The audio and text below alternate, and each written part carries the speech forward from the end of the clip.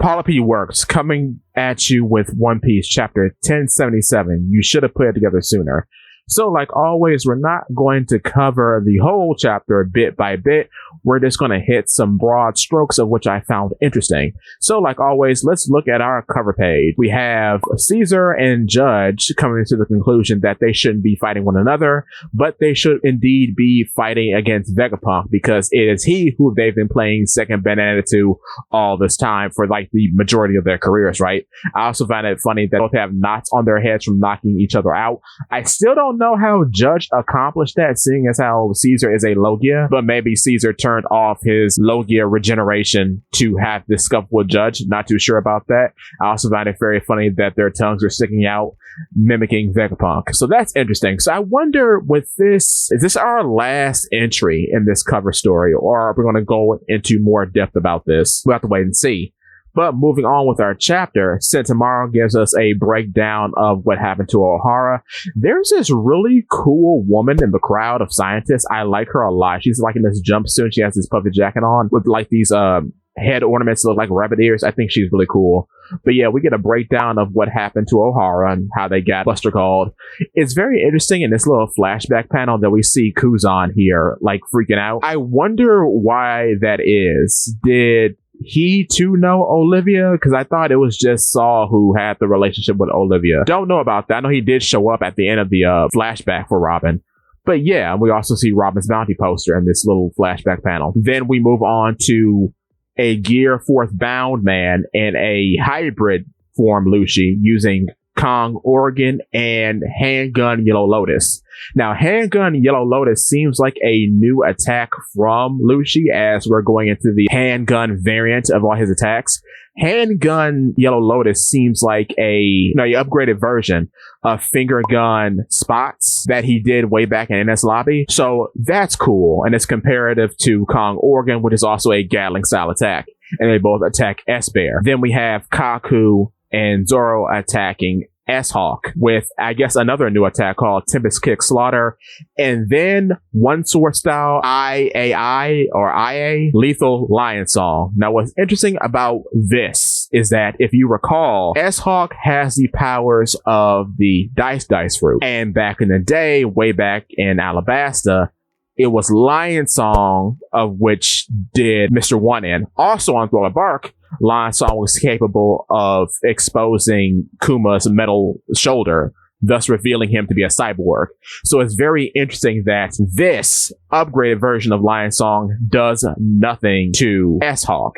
And it's revealed later that what I said way back in chapter 1076 is true, because Zoro brings up the whole bit about seeing as how they have the DNA from Albert, who was a Lunarian. Because their fire is on, they have this enhanced durability, which plays very well with the problems that the Dice Fruit brings in dealing with those who can cut iron. And we get a very funny panel of Zoro being the butt of the joke for a change and not the straight man. And this is the first time I believe Lucy is reacting to any sort of joke. Therefore, he is no longer an antagonist. He is a rival / ally. I'm sorry, guys, if you wanted him to be a serious character from here on out. He's coming up into being a big rival character, much like Kid and Law before him. What's interesting too is that this is the very first time he's ever participated in comedy that I can recall, because way back in NS Lobby, where he and Jabbar was having the exchange about the waitress that fancied Lucy over Jabbar, Lucy did not participate in that conversation at all, really. He was just sort of stone-faced throughout the entire exchange. So that's funny that now he too has been caught up in Luffy's ridiculous pace and is now a comic relief character alongside Kaku. Then we get this very peculiar shot of Nami during an attack on S-Shark, right, which is the copy of Jinbei, whom has done a great deal of damage to Brook, but not really, because of course of his generation and Edison. So Zeus goes right through him. He takes damage, but it doesn't seem to be severe because he just dips back into the floor. And then a very interesting thing is said by Sanji. He says, if I rule my own country, my decrees would be simple. Decree 1, anyone who threatens Nami-san will face capital punishment. degree 9. Anyone who makes her scream will receive a rare fillet strike, and he kicks Jinbei. So a couple of things about this. The numbers used might be puns, as 9 and 1 can be combined into ku, which can imply fishing / seafood in some context. That's what the author note says on my translation.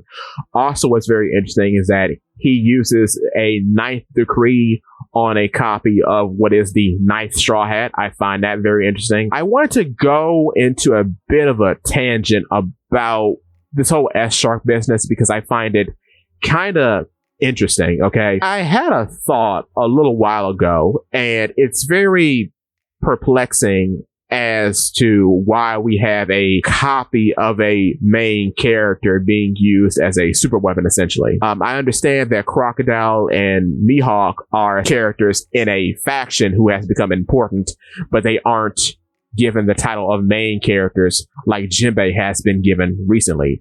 In the past, when main characters have been copied, the copies have been vastly inferior to the originals. And in some cases, they've depended on the originals, like, say, all the zombies in Thriller Bark. They depend on the originals to be alive so the shadows can work. With no living being, there is no shadow. You understand? So, in that situation, the zombies made are vastly inferior to the people whom shadows they are using. So here it's very perplexing that a main character's visage is both being used as a super weapon, and this super weapon is better than the original. And I think this is the only case where this is actually true.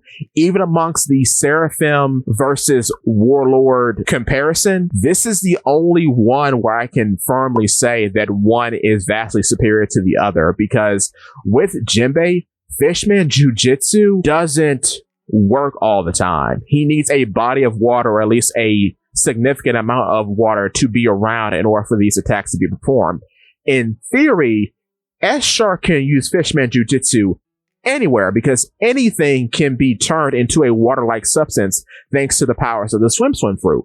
So this is the first time in which I have to say that the copy of a main character is better than the original, and amongst the Seraphim, S-Shark stands out as being the superior one to his Warlord counterpart, because characters like S-Snake versus Boa or S-Hawk versus Mihawk are pretty inferior when compared to their Warlord counterparts, because the Warlords obviously have Haki.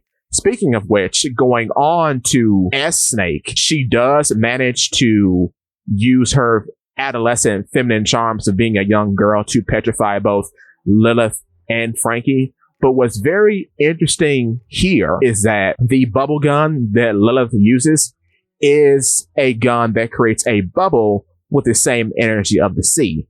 Now, what's very interesting about this too is that earlier on in the arc, we have found out that Vegapunk has harnessed the power to generate sea clouds by using Parabolin. Parabolin is a substance that Sky people have used in conjunction with bubbles, but curiously, it has only been the Brickens, the race that NL is a part of. Because if you recall, talked about this in a short way back when, but Harides, the guy who trained Nami, is a Birkin, potentially a Birkin leader because he doesn't have any wings. So on Witheria, they use both bubbles, and of course it's a Sky Island, so they have Parabolin, right? That's very interesting because that's the first time in which we've seen like literal bubbles be used in conjunction with cloud technology. A time before that, that was a little more esoteric, a little more hidden, was in the Ordeal of Orbs, I believe, ran by, I think his name was not Centauro, but Sarasori, the big round guy that was one of NL's priests. He used bubbles, and those bubbles or orbs contain different surprises inside of them, like they had explosives and fire and such. So bubbles and clouds all sort of go back to the Birkins in that regard, which is very interesting. So yes, what's also very interesting going back to S-Snake is that she has the strategic mind to actually use her cuteness as a weapon to get the drop on Lilith and Frankie, because she petrifies him with the use of perfume fluidu, which is, of course, Boa's signature attack. It's very frightening that a super weapon has the frame of mind to even do this. But as we saw earlier on, she does seem to be one of the few Seraphim that have a very distinct personality. So that's very terrifying if you ask me. But now, shout out, first of all, for this next part to my moderator on my Discord called The Digital Burrow, link in the description. Please come join if you feel so inclined. A mod of mine, KMDP, brought this up to me earlier on the week. So when we see these kanji on the side, they spell out kotsun kotsun, which is the sound of heavy footsteps. And I saw somewhere else that when these kanji are used, it's usually in reference to someone who walks with a very heavy footstep. So like someone like Kuma or Moria, big characters, right?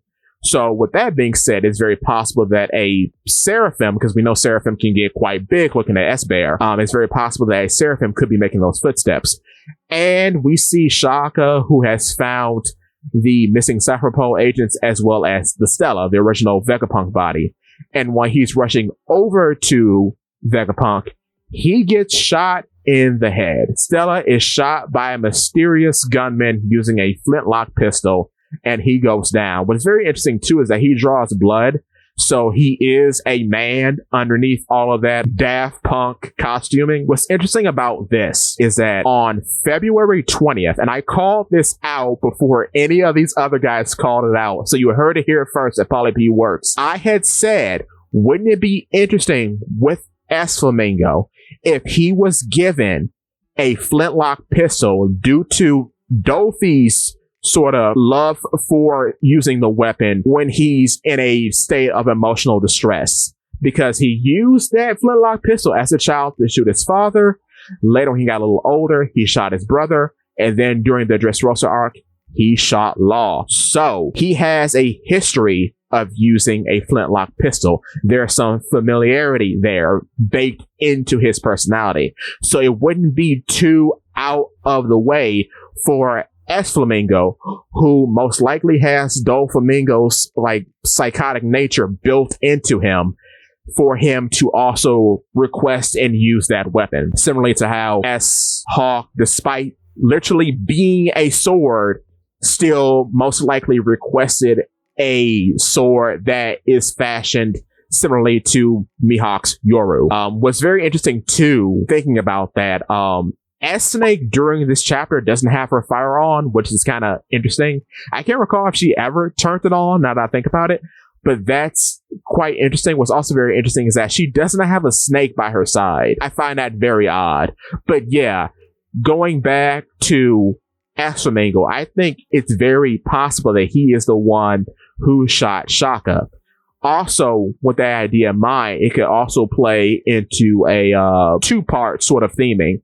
One, S Flamingo could be like, well, I'm the strongest being, therefore I have reign over lesser beings like you, father, and then he goes kapow. Or it could be like, say, you are closer to Father Vegapunk than I, S Flamingo.